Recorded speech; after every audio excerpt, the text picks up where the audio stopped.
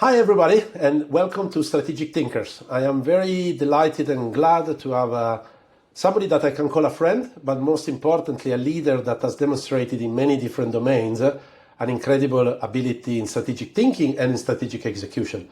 I've got the pleasure of having with me today Giovanni Ghisetti, and I will ask him to introduce himself because the many things he has done, they're so long that it would sounds very strange that I know all of the things that he has done. After that, we will deep dive into one of the challenges that he has faced. And I remind everybody that if you are interested, there will be also paper that will be written out of this interview and others, which will be following in the next weeks. And that will be something where you can learn even more about Giovanni's abilities to navigate strategic challenges. But Giovanni, introduce yourself. Thank you, Davide. It's very nice to be here. I'm Italian. I sort of grew up in Milano, in Italy, and I left shortly after university. And I had the opportunity, I studied economics and psychology. I had the opportunity to always work in what we call the world of business development. And business development is a combination of strategy, change, and implementation, basically. So I lived in many countries, in Japan, US, Berlin, and then 20 years in London. And always enjoyed this profession because there's a beginning and an end to any project with different people, and you work with different culture. So that's my background. I always work for corporations. I started in high tech, and then I moved in food and beverage, in chocolate, in Coca-Cola, in beverages, and now I work for Diageo. Why I like food and beverage? Because I can experience the products, I can go to the shops, I can have my own opinions, and it makes my job more meaningful personally because there's an emotional dimension to the job itself. So that's myself, and happy to be here. Yeah, thank you, Giovanni. So the whole idea of this series is really around strategic thinkers. You prove times and times again in different industries, in different companies, your ability to think strategically, but also then enhance the organization where you work, maybe in changing direction. I know for a fact that in the past you work in companies where you allow them through acquisition to enter into new market segments.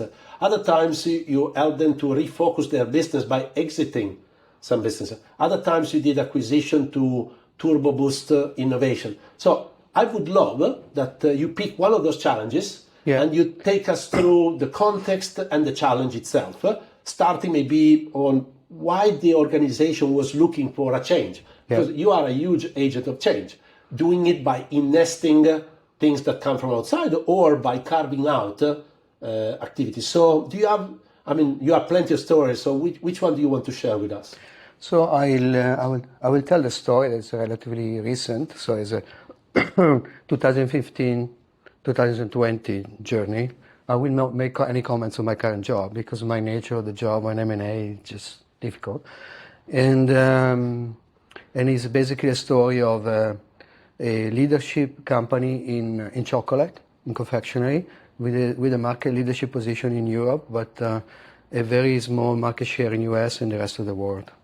And so I was hired by this company as a head of M&A, which was something culturally new for them, because it was a company that coming from a tradition of innovation and product innovation and marketing.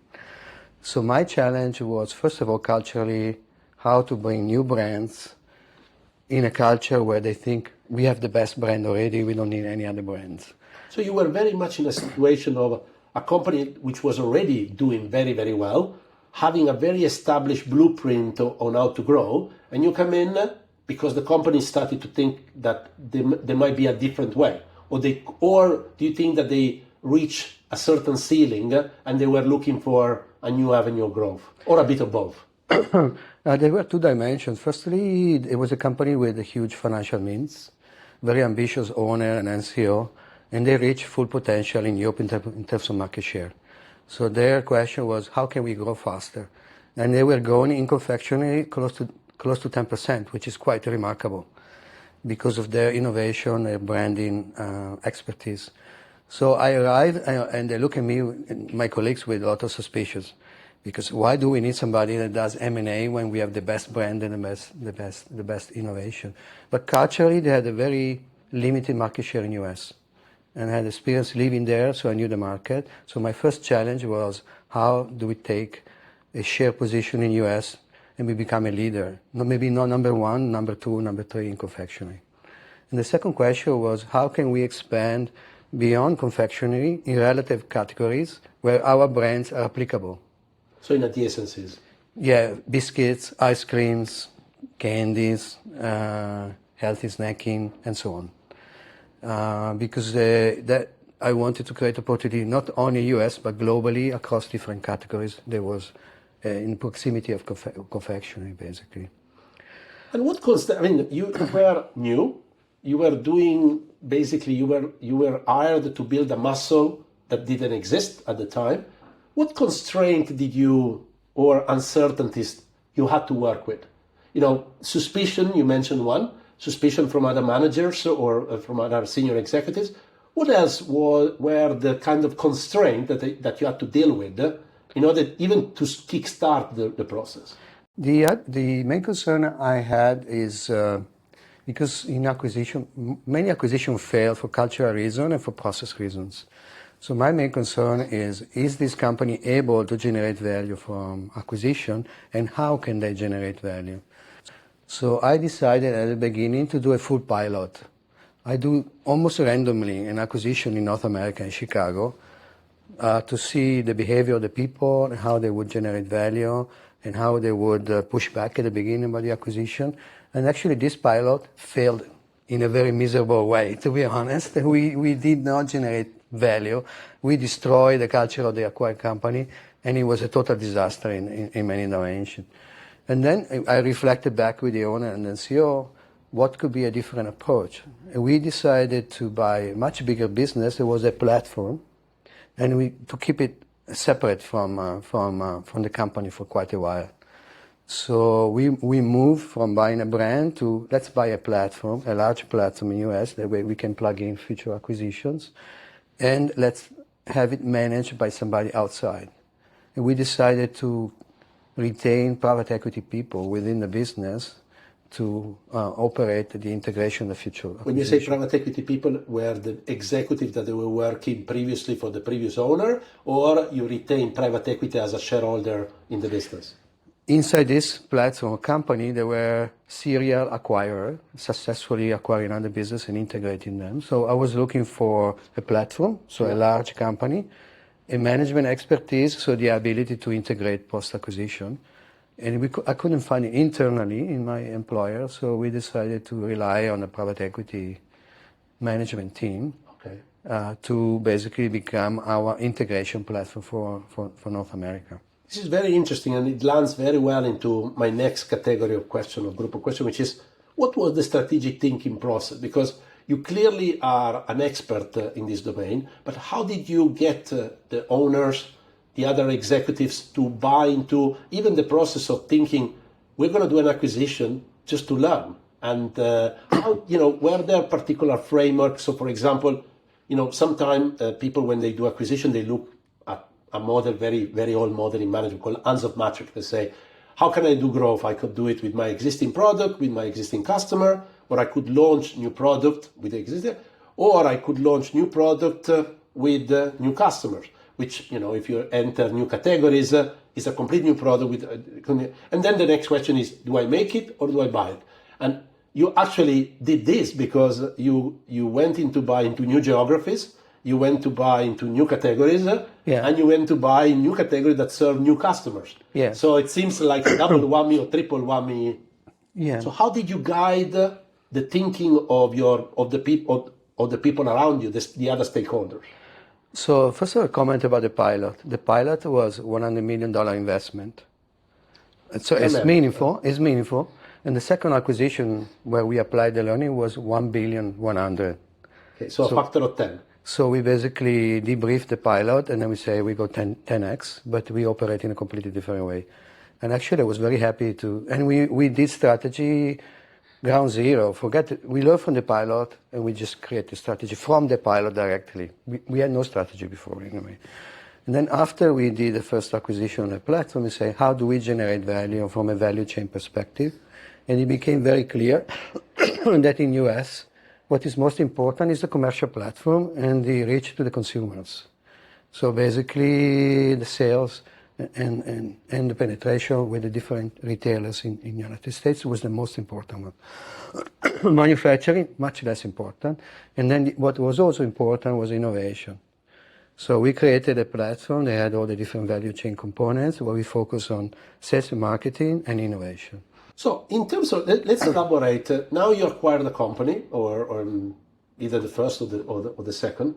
What was the process to guide the value creation? You clearly identify synergies, and those synergies are theoretically, the thesis, the investment thesis. But how did you went from the thesis into the execution? How did you guide? Because you see, of course, that is where culture merged, and where processes, IT, and all the different aspects. How did you guide the strategic decision making of the acquired group that you said that you would retain because of the private equity past? So is there anything you can share around this? Yeah, first, I think we look at the shoppers and the shopping baskets and what type of products they buy in snacking broadly. We start saying, okay, now we have candies, for example. And I say, let's put a brand in biscuits. Now let's put another brand in healthy snacking. Let's put another brand in this sort of wider world of snacking. So we will look at the market not anymore as chocolate, but snacking, sweet snacking only. So you move up one level. So from a category seller into a job to be done, into space. Much wider space. So from chocolate to snacking, which is 6-7 times bigger. And then we say, okay, what portfolio do I have when I talk to Walmart, for example? I only have this chocolate. Now I have a chocolate, biscuits, healthy snacking, and so on.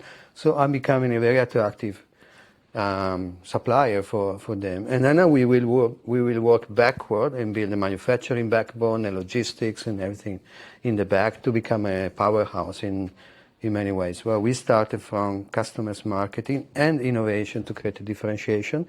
And then it's like a construction site. It's like Berlin in 1989. So they were like diggers and everything. It was like... Let's break down this construction plan.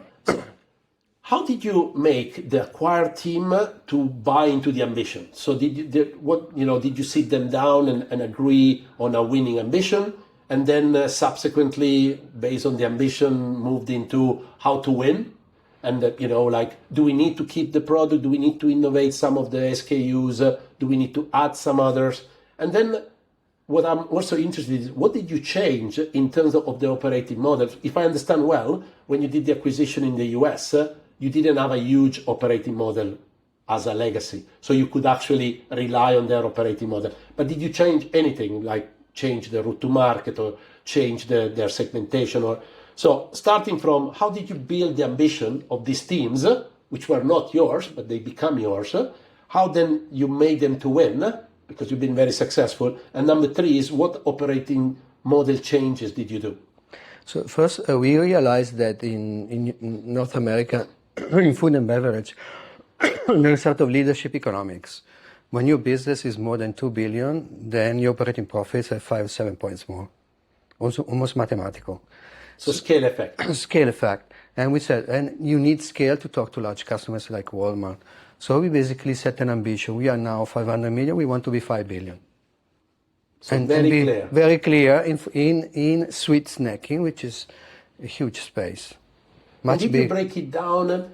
I'm sure you're familiar with the management model called the balance scorecard. Yeah.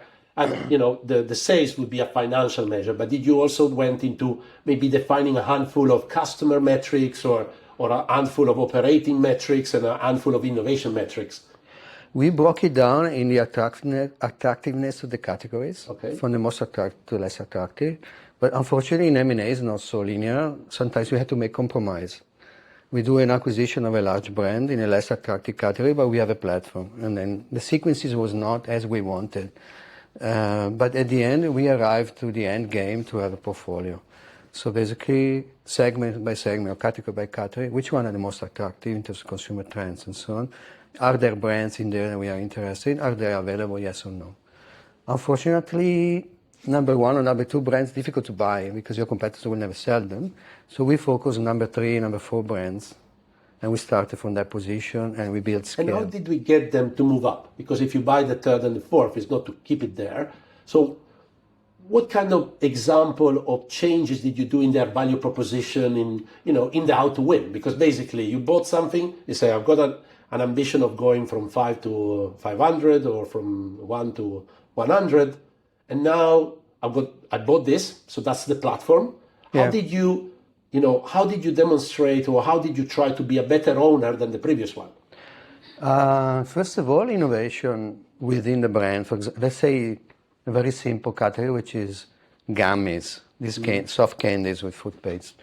You can have functional gummies, and we say, okay, we innovate from traditional gummies into functional gummies. Give us an example. There are even gummies for dogs. For example, if you are very creative, we never entered the dog market, but in US you can give gummies to dogs for giving them nutrition.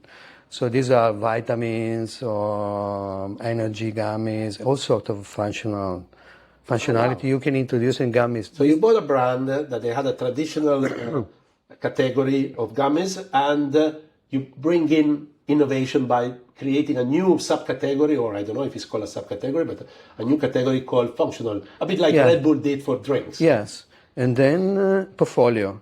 When you have a small portfolio, it's difficult to go national. When you have a big portfolio, Walmart will tell you, okay, you are in 2,000 stores, and so it will be sales and distribution coverage across the United States, from some strongholds to a national coverage.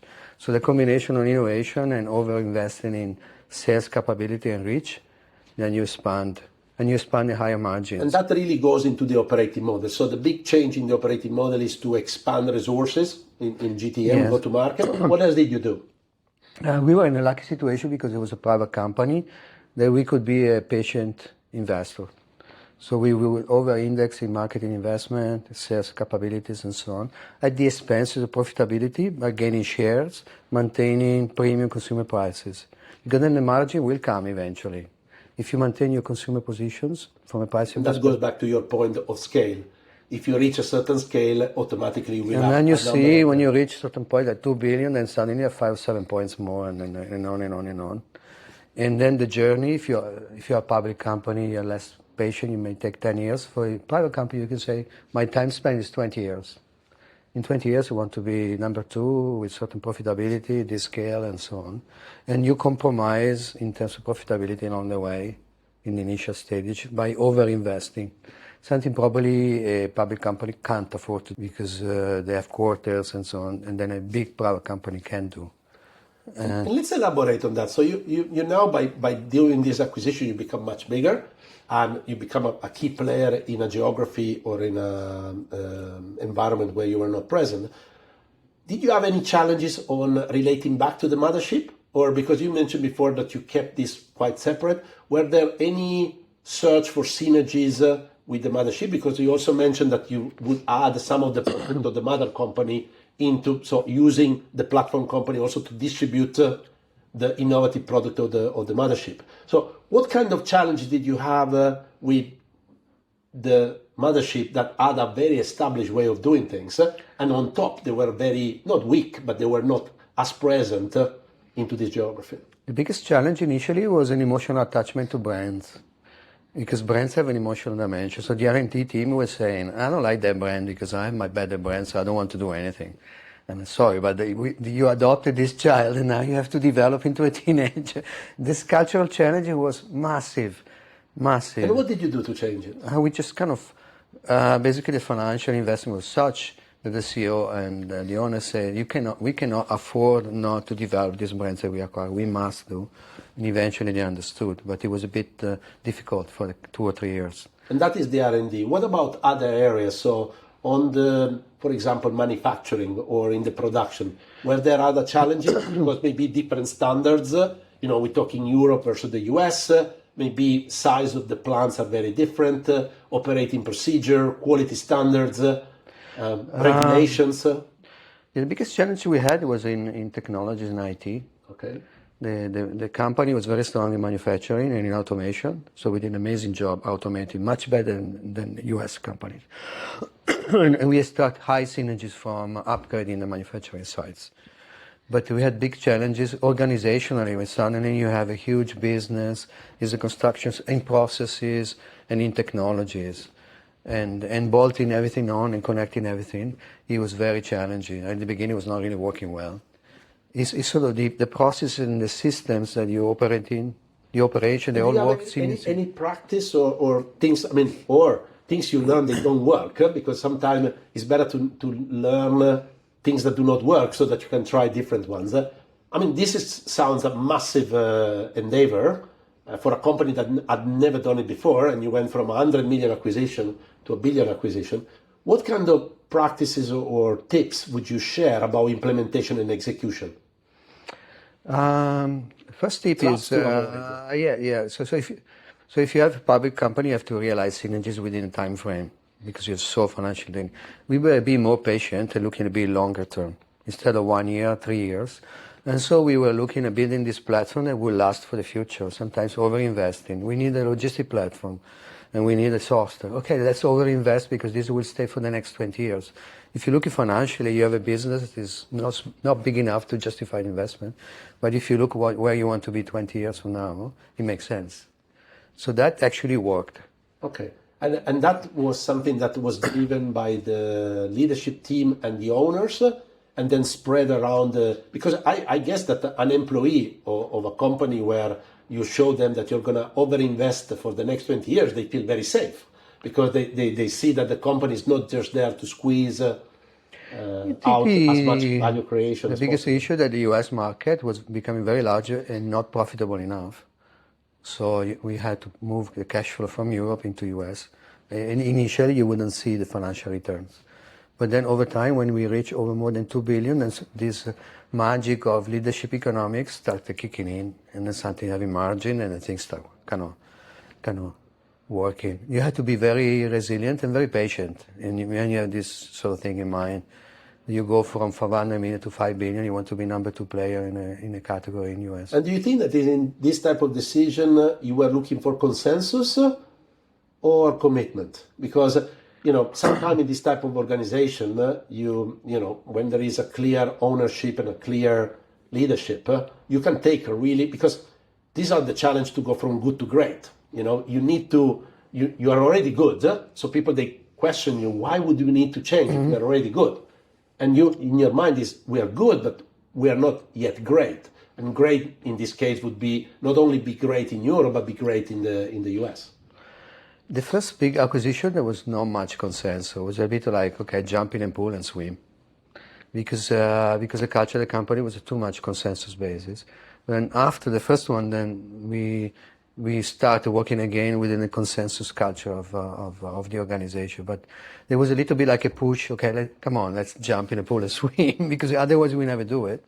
Let's do the first large acquisition, and then we figure out what to do later, rather than discussing multiple options and forever. So overall, in the journey, yes, it's consensus basis, but the first move was not so much, it was top down. That's really Principe Illuminato, yeah? So take a decision. Pretty much. And then hope that is going to. But what is interesting about what you say is that you really, and you were very conscious that the first one would be an experiment, something that you learn. I mean, of course, 100 million investment, it's a big experiment. It's not a small investment, or it's not a small experiment, but that really built. Now, I'm very curious to see how you, as a strategic thinker, you were able to pull this off. You were an external coming into a company that never done it before and doing something that was pretty new and do it in a geography that is correct. So how did you go about framing the problems? How did you convince, how did you build consensus eventually between the first and the second time? Is there any framework you use a lot? When the business went from 500 million to 1.5, then excitement started to create, even if it's difficult, but then it was excitement. Okay, now we are a 1.5 billion company in US. And so the people start joining in. They say, okay, these people are successful, they're doing something exciting, let's join them.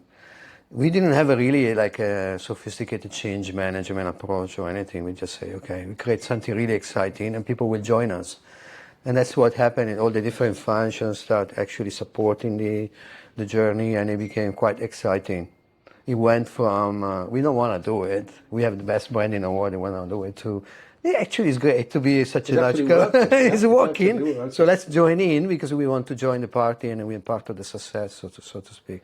And how did you engage more and more people? Because at the beginning you were new. Did you try to build a coalition among the other managers, or is just success breeds success?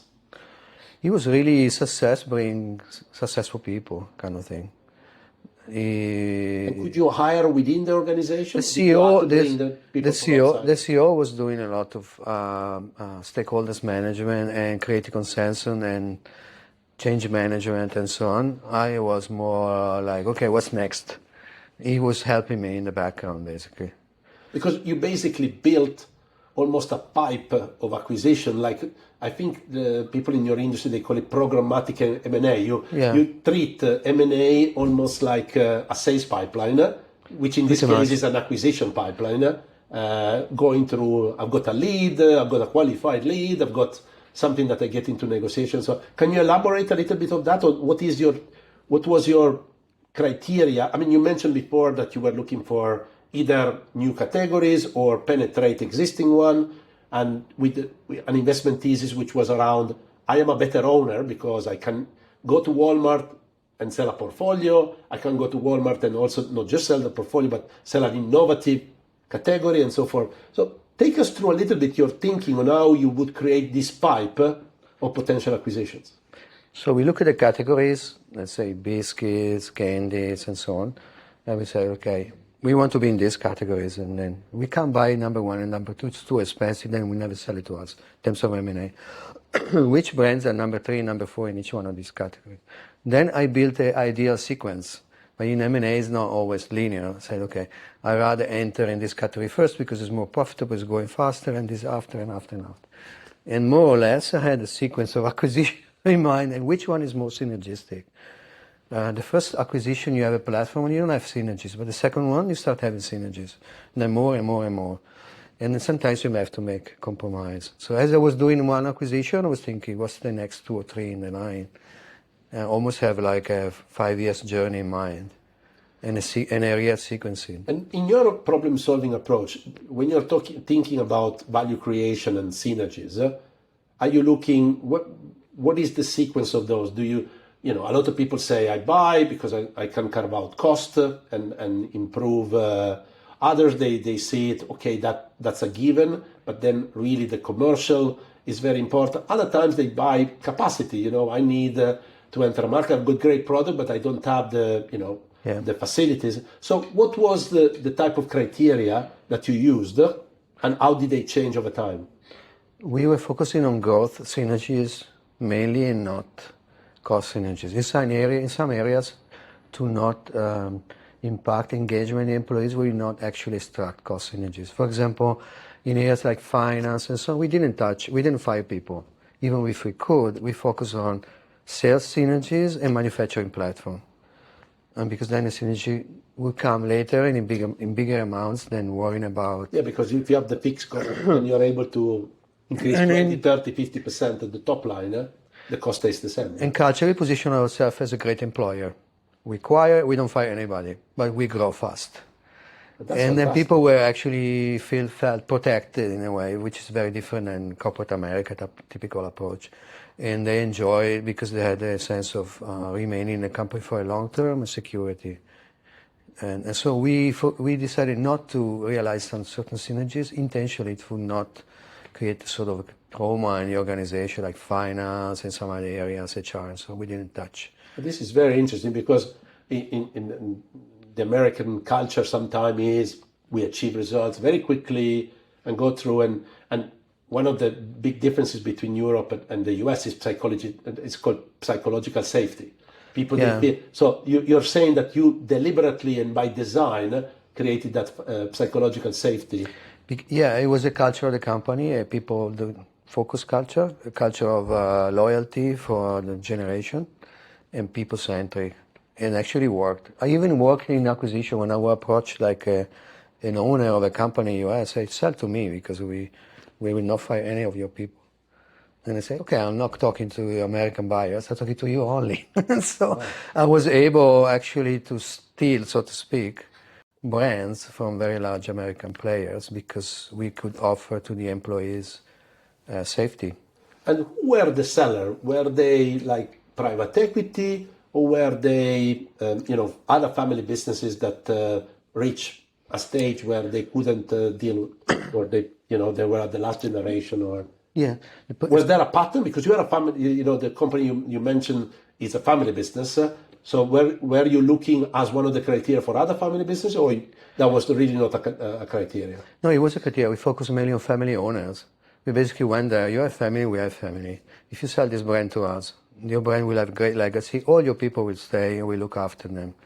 And because the founder wants really acquire to look after their people, they sold to us instead of public companies, basically. And then I developed personal direct relationships. Sometimes we meet them 6, 8, 10 times.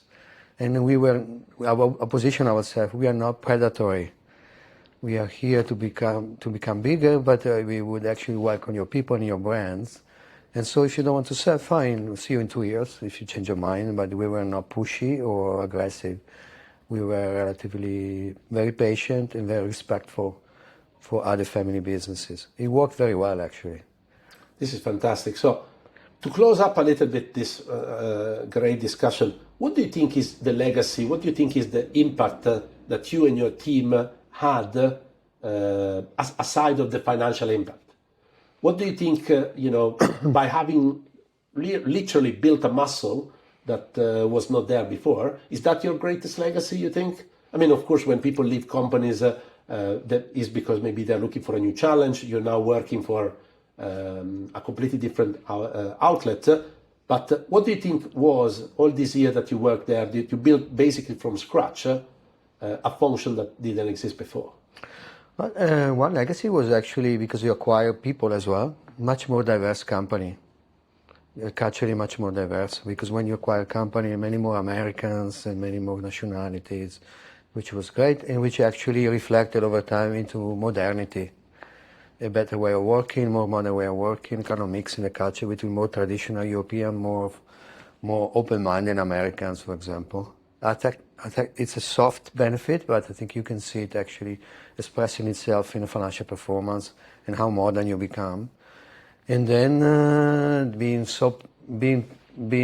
proud that you can challenge number one. You could see leadership position in US achievable, which actually very energizing. You can say, okay, we can be the biggest sweet snacking company in the world, and we can be number one in US too over time, which is very energizing. That's fantastic. And I would say also that you brought in a new way of doing it, because they had a very established and very, very hyper successful way of doing it by doing it organically, and you and of course the ownership and the leadership of the company show that there are other ways of growing, yes, which is by inorganic or yes, through acquisitions. Yes, I enjoy it very much. Yeah. Now, the last very question, what would you suggest all our audience about what are the attributes of being a great strategic thinker and a great strategic doer, because you were not just a thinker? What would be, if you were to boil it down, to share it with the executives and the students that they listen to our podcast, what would you say are the 3-5 attributes that you would recommend people to work on to become as great strategic thinker as you are? Number one, reflective. And then look at your experience and reflect on experience. Number two, not arrogant. Number three, every new question has new answer. So sometimes no repeated successful experience of the past. As much as you can, every problem starts zero base. Okay, you have experiences that work, didn't work, which are guiding us. But don't over-rely on successes of the past, because the world is changing very fast. And as you approach a new problem, reflect, okay, what are the conditions are similar to my previous experiences, and then almost start zero base as much as you can. Not easy, because we take comfort from previous successes, but these are my 3 suggestions for a strategic thinker. Giovanni, thank you very much for your time. This was great discussion. I'm very much looking forward to finalize also a little article out of this, because I think a lot of people will learn a great deal from this. Thank you very much. Thank you so much.